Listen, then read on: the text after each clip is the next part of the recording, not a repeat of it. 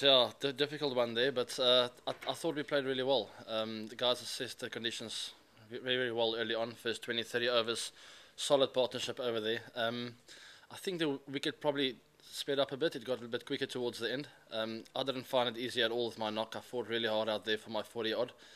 The second new ball, from what I saw on TV earlier on, it was definitely a bit quicker off the wicket this time around, which makes it a bit tougher for the batters out there. I thought Villiers handled the day extremely well. He paced his innings so well, and we all played around him nicely. I would have loved to be 3 down at the end of the day, but they just bowled too well towards the end, I think. They asked some questions over there, and things went their way at the end. So 5 down, I'm not too unhappy about that, but it could have been better. Were you surprised to be put into that, maybe? No, with the bowling attack, I sort of looked at things and I added 1+1, and I realised that they got to bowl first. It makes sense to me. They got to make a run for it now. They're 1 down, 2 to play. So and with that bowling attack, it just made sense to bowl first. So it was quite simple. And the Swan decision, what did you think of that? It's a tough one because he's done so well for them in the last few years of late. But unfortunately in this game, the team comes first, and that's what the management and the captain and the coach decided on. So they probably thought that's the best chance for them to go through and win this test match, and they made the decision. So the team comes first, but it was a tough one. He's done really well. Can you give us your take on the bail dislodging story? Look, it's part of the rules, and I think the umpire handled it really well.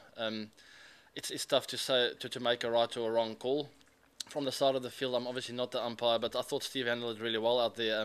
There was a couple of warnings that went out, and he stayed consistent after he made that first call, which is what any cricketer asks for it before you play a game. So I thought he handled it really well, and he was consistent right through.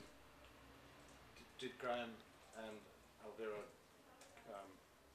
make the point that they were finding it distracting? I think they did. I think they chatted in between balls to Steve. Steve gave the warning and said that's the way he's going to move forward with it. And unfortunately, there was a wicket on the first one that he called, which makes it a bit interesting. But he stuck to his guns, and I thought he handled it really well. He was under pressure there. He could easily have turned it down and said, "Listen, no, it's not a dead ball." But he made that call, and he stuck to it right throughout the day. And that's what it's all about: is consistency. That's all we ask for.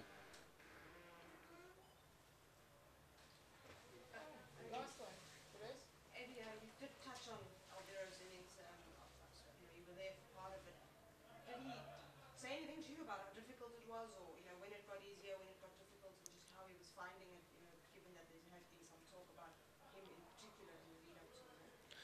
We have discussions right throughout our breaks in the day where other wicket is playing like, and Alvaro and some of the guys that have been batting always give the feedback to the boys. And so yes, he gave quite a bit of information, a little bit of bounce here and there. I think it played a bit better this morning, and it got tougher and tougher towards the end.